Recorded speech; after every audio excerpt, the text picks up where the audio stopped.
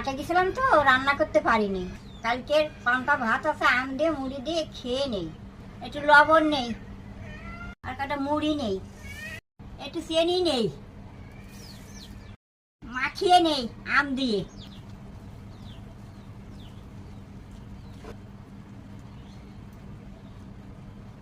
আর একটু গরুর দুধ হলে না আরো ভালো হতো, খুব সুন্দর হয়েছে, খুব সুন্দর।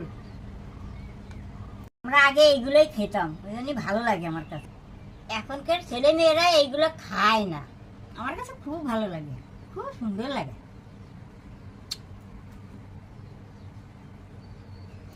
গরম ভাতের তো ভালো লাগে।